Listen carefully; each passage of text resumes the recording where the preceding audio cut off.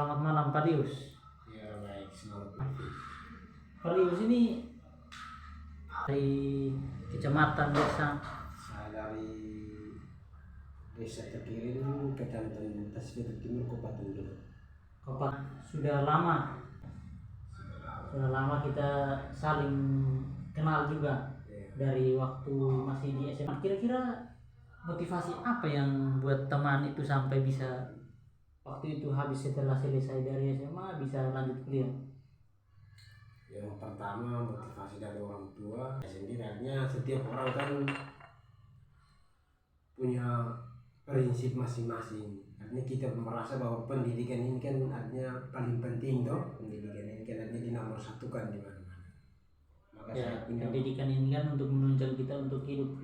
Bagaimana kita bisa hidup ke depannya itu harus dimudahkan ya kalau gitu. Nah, kalau paling kurang ya kita tidak terlalu di sisi lain kita mencari tambah lagi untuk ilmu, dan juga di sisi lain kita bisa dapat memahami dunia-dunia saat kita mengemban pendidikan.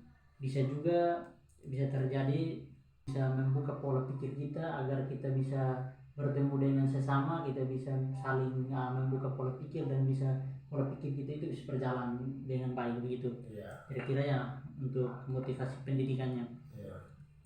Di bangku studi SMP, SMA dengan kuliah akan berbeda. Sangat berbeda.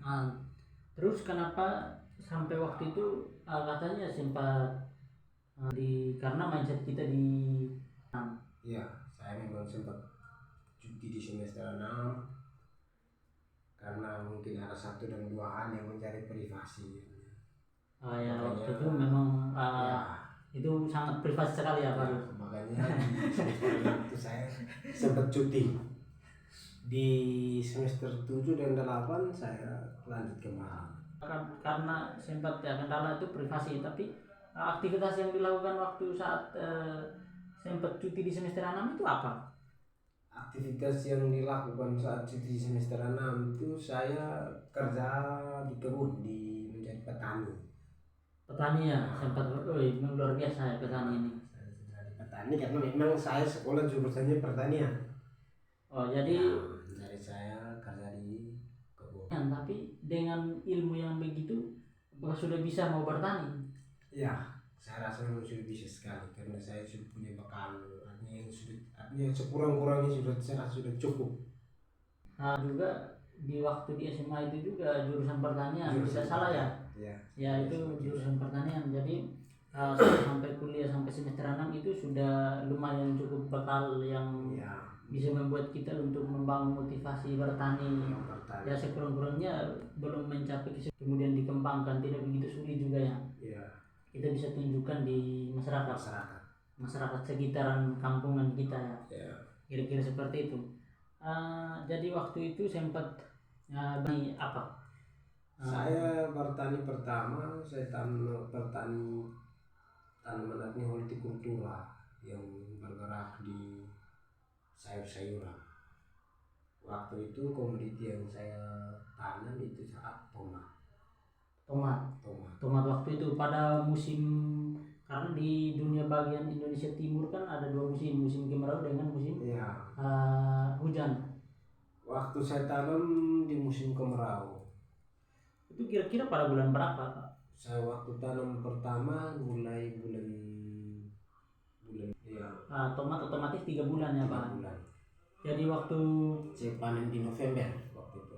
Jadi pengolahan lahannya bagaimana? Pengolahan lahan itu secara manual atau menggunakan mesin yang ada? Itu kira-kira mesin apa yang digunakan? Pengolahan lahan saya menggunakan hand tractor untuk hand tractor yang kultivator itu. Hand tractor yang ini tidak, yang traktor tangan yang untuk membajak. Habis itu setelah itu untuk pembuatan bedeng buatnya manual, pakai skop untuk buat bedeng. Habis buat bedeng baru bisa tanam. Jadi waktu motivasi awal itu kira-kira dalam bayangan Pak itu setelah bertanam tomat kira-kira luasnya berapa area? Waktu itu tidak salah sekitar 10 area. 10 area. Nah dalam bayangan Pak itu kira-kira dengan motivasi untuk bertanam tomat itu, bayangannya Pak ya waktu itu kan, masa dalam bayangan itu akan dapat berapa pemasukannya dari waktu itu? Karena memang kita resiko jadi petani, memang harga harga jual itu tidak tetap. Kadang harga pasar bagus, kadang harga tidak bagus. Jadi hanya yang ada di bayangan itu saya bilang semoga saja dia keluar bisa ketemu harga bagus. Itu yang impian. musim bulan 8 9 yang pada saat musim panas itu kan, otomatis harganya menurun karena banyak yang menanam pada saat itu. Ya, waktu itu memang karena saya waktu itu tanam di bulan di 2019, pada saat tahun 2019 mulai panen itu kan awal-awal sudah ada isu untuk COVID-19. Jadi waktu itu memang kendala di pasaran. Sampai hasil panen itu kadang sampai 2-3 hari tidak ada yang datang beli. Dengan alasan karena semua aktivitas dihentikan. Ya, Jadi waktu itu memang kebanyakan hasil itu saya buang. Saya kasih babi cuma. Jadi waktu itu sempat kasih babi. Nah waktu itu kira-kira yang dari hasil tanam itu, kira-kira bibitnya itu berapa bibitnya itu? Waktu itu saya beli bibit dengan harga berapa itu waktu itu? Beli 2 bungkus. Harga itu saat masih 100 lebih, tidak salah masih 180. Oh ya, waktu itu harga 180, jadi satu bungkus. Beli 2 bungkus. 2 bungkus 180, berarti harga satu bungkusnya 90 ya? Tidak, satu bungkus yang 180. Oh, jadi 180 satu bungkus. Ya. Nah, tenaganya Pak sendiri. Tenaganya sendiri ya. Dalam olahan lahan 10 area. Saya sendiri. Habis tanam itu berapa hari kira-kira pemupukan untuk awalnya? Saya kan memang baru pertama kali, jadi waktu itu saya hanya 1 kali pupuk saja. 1 kali pupuk. Saya waktu itu 1 kali pupuk di tanaman umur 3 minggu.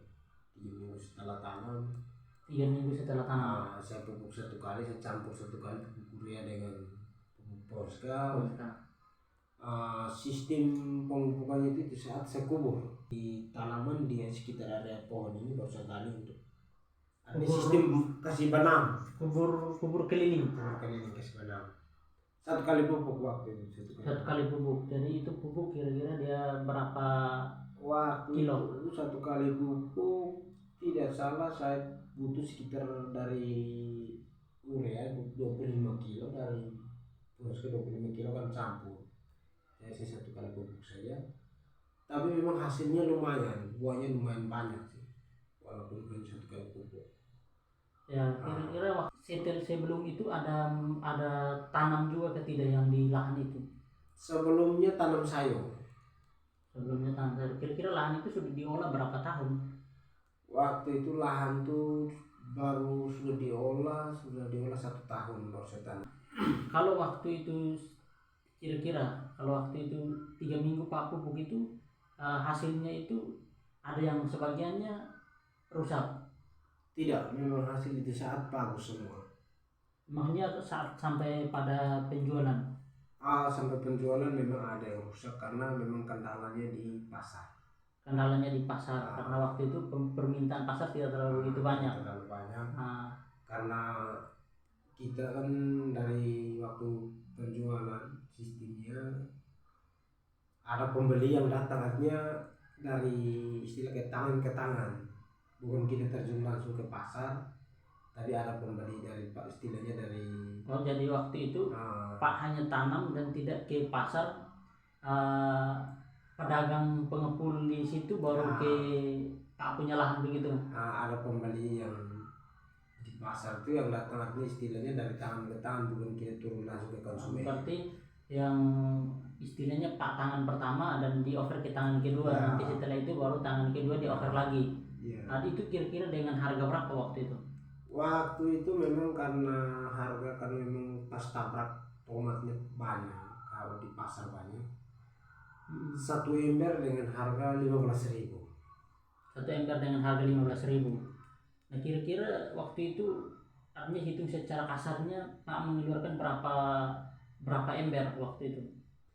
Saya satu kali panen sekitar kadang sampai 50-an ember. Waktu itu saya hitung setelah semua hasil saya terjual habis, saya hitung semua dapat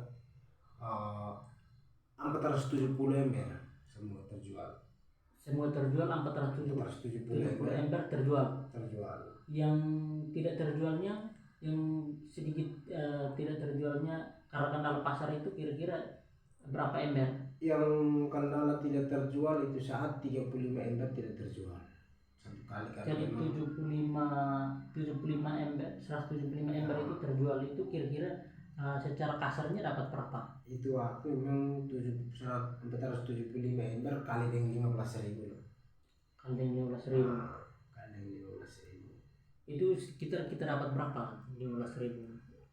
475 ember. 470 ember. 470 ember itu kira-kira waktu itu Pak dapat berapa? Ya tidak dapat, artinya satu ember kan 15.000. Jadi dapat sekitar 6 juta lebih, tidak salah. 6 juta lebih ya. 7 lah. Ya. Nah, terus bagaimana motivasi Pak cuti setelah itu Pak lanjut kembali? Nah, waktu itu bagaimana sehingga Pak bisa lanjut kembali untuk kuliah? Saya artinya motivasi pertama dari orang tua. Artinya orang tua sudah percaya kita untuk kuliah, itu yang pertama. Dan waktu itu memang saya juga punya niat artinya dari pribadi untuk tetap lanjut, karena memang berhentinya kalau memang di semester 1 atau 2 mungkin tidak ada persoalan, tapi karena sudah sampai semester, artinya sudah sampai urusannya sudah di tingkat akhir lah ya, sudah di tingkat akhir ya, artinya tinggal beberapa langkah lagi untuk kita bisa selesaikan sarjana pertanian. Makanya saya punya motivasi biar tetap lanjut untuk selesai, nanti setelah habis baru tetap punya niat untuk usaha di bidang pertanian. Tapi memang waktu itu tidak berpikir bahwa saya sudah punya penghasilan, bisa punya penghasilan sendiri dan bisa menghidupi diri saya sendiri, tapi masih tetap saja untuk bisa melanjutkan kuliah. Nah kan kita tahu bahwa kuliah ini kan kita akan menghabiskan waktu begitu banyak, dan juga pasti yang lebih pastinya itu akan ada pengeluaran.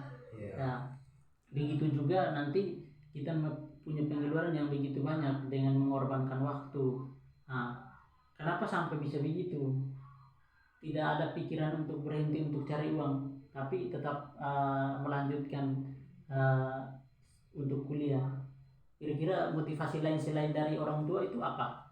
Selain dukungan dari orang tua atau selain pikiran dari Pak bahwa karena sudah rugi, orang tua sudah percaya kita, selain itu apa yang Pak berpikir untuk bisa lanjut lagi? Yang pertama kan saya berpikir karena artinya sudah korban waktu dengan tenaga dari semester 1 sudah sampai di semester 8. Sudah korban waktu. Artinya secara materi kita sudah artinya lumayan untuk berkorban waktu dan tenaga. Makanya saya punya motivasi biar tinggal beberapa langkah lagi kita sudah memperoleh gelar. Nah, jadi saya punya niat untuk tetap biar lanjut saja ke habis. Biar lanjut saja sampai ke habis. Nah, sampai saat ini punya pikiran tidak untuk bisa untuk kembali bekerja, karena sampai saat ini kan Pak masih urus di tugas akhir. Kira-kira kendala di tugas akhir itu apa? Sementara artinya tidak ada kendala karena masih konsultan. Masih konsul. Mungkin masih ada revisi. Sebelumnya masih ada revisi dan mulai masuk dari mulai awal bulan Juli mungkin saya bisa turun penelitian. Mulai awal bulan Juli sudah bisa turun penelitian. Tapi ada dia punya jalan cerita yang begitu agak kesulitan tidak saat menghadapi dunia di mana kita menyelesaikan tugas akhir ini. Ada dia punya kendala-kendala atau macam kayak tersendat-sendat sedikit ya, kira-kira ada tidak?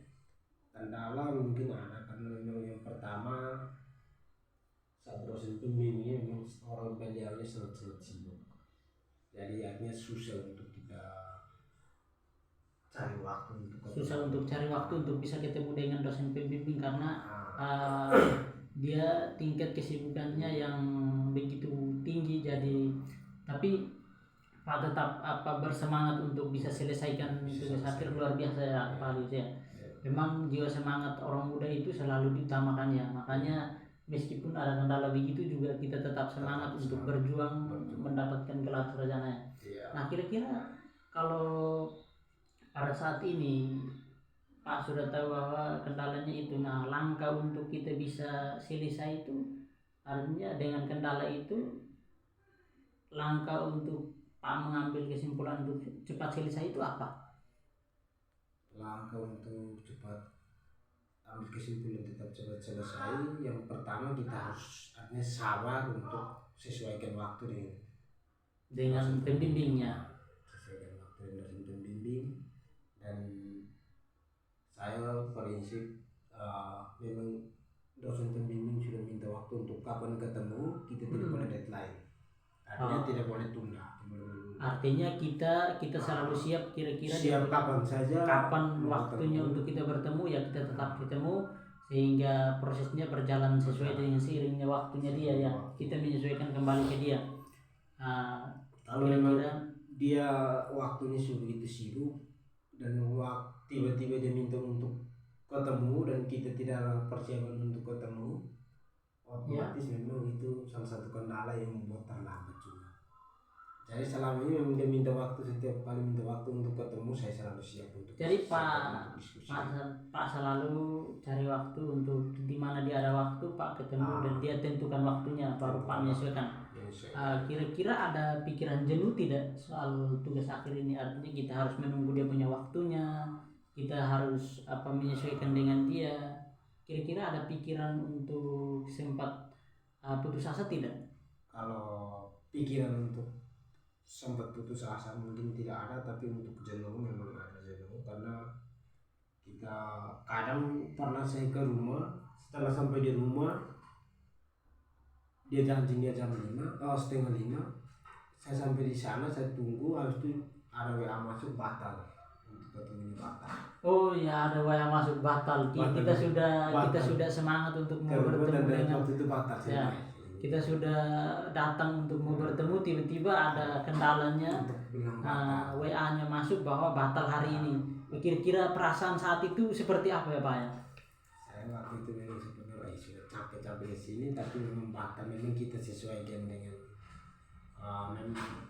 pengalaman dari artinya yang orang artinya kakak atau yang sebelumnya, memang orang bilang dosen itu memang orang bilang Tuhan Allah kedua. Jadi ya, kita harus tetap kondisinya seperti apa, yang punya waktu ya, dong punya kesiapan waktunya kapan, dan tiba-tiba kalau seperti itu memang kita rasa itu agak sedikit kesal juga ya, kalau mau dibilang ya kita sedikit kesal, tetapi kita tetap kondisikan bahwa memang kita tidak punya patah semangat untuk berjuang meraih dengan S1 ini. Artinya saya merasa semua itu bagian dari proses. Semua itu bagian dari proses ya Pak ya. Proses. Luar biasa sekali ya. Kalau cita-cita setelah Pak selesai ini apa yang mau Pak buat setelah selesai? Setelah selesai saya punya cita-cita untuk tetap berwirausaha di bidang pertanian. Artinya di bidang pertanian tetap lanjutkan usaha di bidang pertanian. Artinya tetap terapkan ilmu pengalaman yang selama dapat di bangku pendidikan di perguruan tinggi, setelah itu kita terapkan di masyarakat. Berarti setelah ini kita tetap fokus pada tujuan kita, bahwa memang kita mengemban ilmu pertanian itu memang tidak sia-sia ya untuk ditunjukkan di Kan masyarakat. ada istilahnya, ada inovasi-inovasi baru yang sejauh ini pengalaman yang kita dapat bahwa belum pernah diterapkan di dunia masyarakat, ya kita perlu terapkan untuk kita saling berbagi, menjadi motivasi di dunia masyarakat di sekitaran itu. Ya itu khususnya di pengembangan pertanian ya. Dan sejauh ini memang di Sabunya desa sendiri, di desa Tekirin Kecamatan Testek Timur, untuk pengembangan khususnya di bidang pertanian hortikultura memang sudah berjalan, artinya sudah lumayan bagus, karena hasil pertanian dari desa Tekirin khususnya komoditi tomat sudah ekspor ke Timur Leste sekarang sudah ekspor ke Timur Leste. Jadi itu adalah motivasi terbesar Pak untuk selalu melanjutkan di dunia pertanian itu, karena pemasarannya sudah mulai masuk ke negara lain. Luar biasa sekali Pak ya. Artinya yang pertama yang menjadi motivasi untuk di desa Tekirin semua petani untuk memilih untuk awalnya lahan sawah dan dialih fungsikan ke lahan artinya lahan hortikultura, artinya khususnya tanaman hortikultura. Ya. Pertama yang bergerak di bidang hortikultura di desa Tekirin itu saya dengan bapak saya. Yang pertama kali yang menjadi contoh untuk semua masyarakat di desa Tekirin. Jadi Pak itu dengan Pak punya bapak itu sudah begitu lama mengemban di pertanian ya. Jadi sudah ada pikiran-pikiran yang begitu, ada pikiran yang masuk dengan pengalaman yang ada, artinya sudah ada saling pola penanaman berinovasinya sudah sedikit-sedikit ya, sedikit-sedikit ada di dalam pikiran, karena sudah begitu banyak pengalaman yang didapat juga ya loh. Yang sudah diolah terdahulu itu hanya tanam sayur. Waktu itu hanya tanam sayur. Motivasinya, maka pesan terakhir Pak Lius untuk kita sebagai jiwa muda itu tetap bergerak di dunia pertanian itu apa? Pesan saya untuk tetap bergerak di bidang pertanian, khususnya kita anak muda memang menjadi seorang petani milenial memang bagus. Jadi karena kita bergerak di dunia pertanian, jadi kita harus punya potensi untuk mengubah pola-pola lama itu agar menjadi inovasi baru terhadap masyarakat di sekitar. Kira-kira kita menjadi satu contoh yang begitu dikagumi di dunia masyarakat itu sendiri ya Pak ya. Kira-kira motivasi Pak Lius itu seperti itu. Jadi untuk kita semua, pesan kita bahwa kita tetap semangat untuk bertani. Dan memang karena dunia pertanian itu adalah dunia yang menjanjikan, apabila kita bersahabat dengan tanaman, maka yang diberikan oleh tanaman itu juga akan bersahabat dengan kita. Jadi jangan pernah lupa untuk bertani. Salam sukses petani. Luar biasa ya Pak Lius ya. Selamat.